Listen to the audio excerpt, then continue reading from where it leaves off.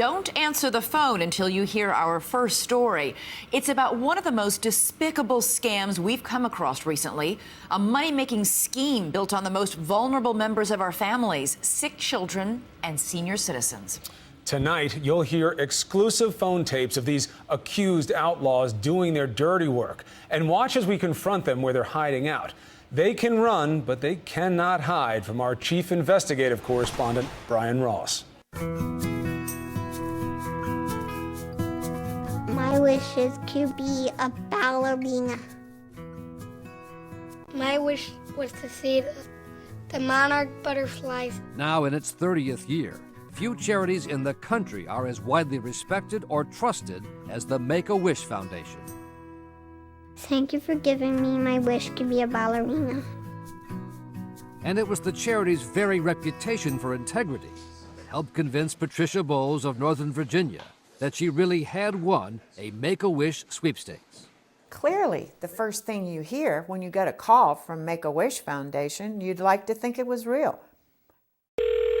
Then there was a follow-up call from a government agent with the Treasury Department who had her check.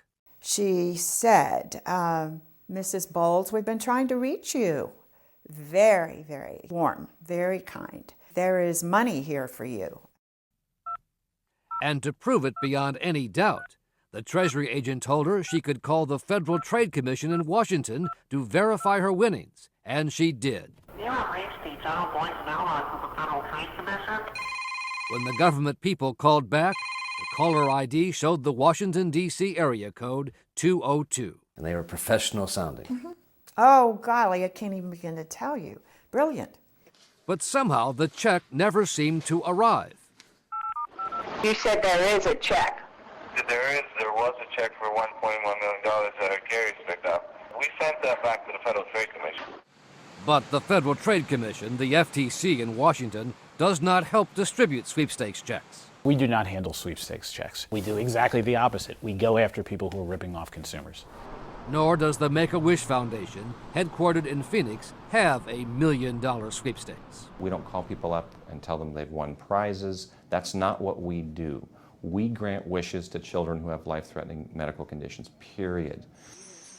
Patricia Bowles, a successful businesswoman, knows all that now, but only after sending away most of her life savings of $300,000.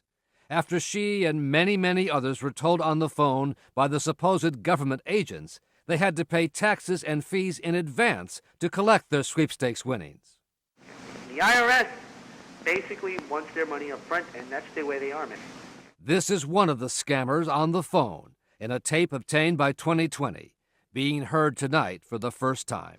Credit cards are for emergencies. This would be considered as a very important emergency. You're going to be able to pay that back as soon as you get your money. And even if you were charged the interest, who cares with all the money that you're getting? I mean, it's close to $1 million. Law enforcement authorities say the scammers have stolen more than $20 million, a sophisticated network of criminals using the latest internet phone technology to pass themselves off as calling from various agencies of the federal government. Their internet phones programmed to generate a caller ID from the Washington area code 202. And you were convinced she was with the Treasury Department? Yes, sir. I truly, truly was convinced. Some victims have actually shown up in Washington, including at the headquarters of the Federal Trade Commission, to collect their sweepstakes checks in person from supposed FTC agents. Stephen Page. Does not work here. Peter Higgins. Also does not work here. Fred Montgomery. Does not work here. Not FTC agents. Not FTC agents at all. The chairman of the Federal Trade Commission, John Leibowitz, says his real agents are now working to shut down the scams, but that they are so believable, even his own mother almost fell for one. She called me up, she goes, John, I won this sweepstakes, and I'm just wondering if it's possible that this could be not legitimate. And I was like, Mom, I think it probably is a scam. Despite what they said, the criminals who called the FTC chairman's mother and many other Americans were nowhere near Washington. Our 2020 investigation tracked them thousands of miles away, beyond the American border to Central America and the country of Costa Rica. One of the ugliest scams to target Americans in years is located in a place of great natural beauty. They set up shop in Costa Rica. They realized this isn't bad. In addition to its natural beauty, Costa Rica has all the trappings of America and easy connections to the internet, an essential ingredient of the scam, according to Postal Inspector Joe Gonzalez. Can function just as if they were in the U.S. or Canada. More than 20 criminal call centers are now believed to be operating in Costa Rica. One of them, since shut down, ran out of this luxury home overlooking a coffee plantation. It was from here that the scammers called, pretending to be in Washington, D.C. This is Washington, D.C. This is the Department of Commerce. Inside the illegal call centers, federal agents found a slew of internet phones and thousands of leads for the next victims, people who had responded to mailed sweepstakes coupons, particularly those with shaky handwriting, an indication of an older, more vulnerable target. That's a valuable lead. That is a very valuable lead. Listen to me, sweetheart. Listen to me. I am not here to lie to you. I'm not scamming you. Get this done, sweetheart. Get this done.